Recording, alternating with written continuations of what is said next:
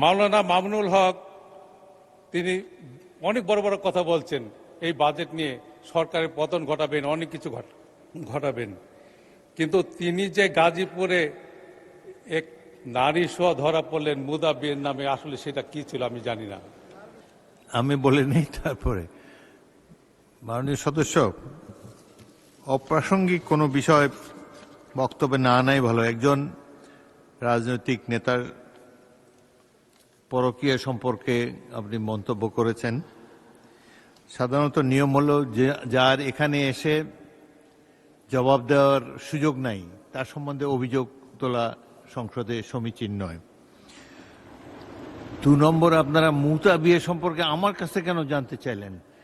আমাকে কি এক্সপার্ট মনে হয় এসবের ব্যাপারে? মুতা বিয়ে হলো সম্ভবত কেউ যদি বিদেশে যায়, বিদেশে অবস্থানকালে হয়তো টেম্পোরারিলি 1 মাসের জন্য বিদেশে গেল, আগের কালে নিয়ম ছিল 1 মাসের জন্য তিনি একটা সোকল্ড বিয়ে করতে পারতেন বা একজন পার্টনার খুঁজে নিতে পারতেন, এটাই আমার ধারণা। তবে এগুলা নিয়ে সংসদে আলাপ আলোচনা না হয় ভালো। আর অপ্রাসঙ্গিক কোনো কিছু অনুগ্রহ করে এখানে তুলবেন না। মাননীয় স্পিকার, আপনি খুব রাইটলি বলেছেন, যিনি এখানে উপস্থিত নাই তার ব্যাপারে এ ধরনের আলোচনা তো এখানে হওয়ার সমীচীন না। আমি আশা করি, আর মামুনুল হক সাহেবের ব্যাপারে যে তথ্য দিয়েছে এটা একেবারেই ভুল তথ্য। উনি কোনো মুতা বিবাহ করেন নাই, গাজীপুরের কোনো জায়গায় এরকম কোনো ঘটনা ঘটে নাই। যেটা হ্যারেস করা হয়েছিল নারায়ণগঞ্জ, ওনাকে উনি বিয়ে করেছিলেন এবং এটা এখন এস্টাবলিশ আছে। তা বিয়ে করার তো জায়েজ, আমি মাননীয় স্পিকার। তো আমি চাইব যে এটা আপনি এক্সপান্ড করবেন।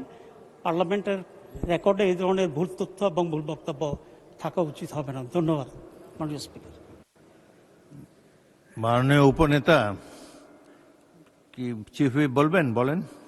স্পিকার, যা অসংসদীয় এবং সমীচীন নয়, বিফিটিং দেখায় না। মাননীয় স্পিকার, আপনাকে অনুরোধ করছি সেটা প্রসিডিংস থেকে এক্সপেন্স করার জন্য।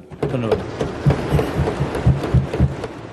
মাওলানা মামুনুল হকের এই বিষয়ে আলাপ করা সংসদের কার্যবিবরণীতে আসার কোনো প্রয়োজন নাই। এবং তাছাড়া এখনো কিন্তু এটা আমি বলার ইচ্ছা ছিল না, তিনি তার অবস্থান পরিষ্কার করতে পারেন নাই। যাই হোক, এটা নিয়ে আলাপ আলোচনা করার কোনো দরকার নেই। মুজিবুর রহমান সাহেব কি বলবেন এই সম্পর্কে? বলেন না কিছু। এটা একজন রাজনৈতিক নেতার জীবনের অন্ধকার অংশ, এখানে এখানে আলোচিত হোক, এটা চাই না আমরা। এই বিষয়ে বলেন না, অন্য কোনো কিছু বলবেন? Point of order. মাননীয় স্পিকার, ধন্যবাদ।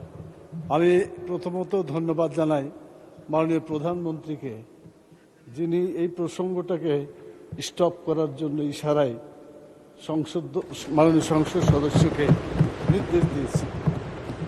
দ্বিতীয়, যেটা আপনার মন্তব্য, এটা সঠিক। এক সময় ছিল মুতা বিয়ে করা যেত, কিন্তু পরবর্তীতে হারাম হয়ে গেছে, এটা নিষিদ্ধ, এখন করা যাবে না। এই কথাটা আপনি যোগ করে দিলে এটা সঠিক তথ্য থাকবে না। এভাবে থাকলে মনে হবে যে বোধহয় এখনো কিছু করা যাবে। এটা আর করা যাবে না, এটা হারাম। ধন্যবাদ। ধন্যবাদ।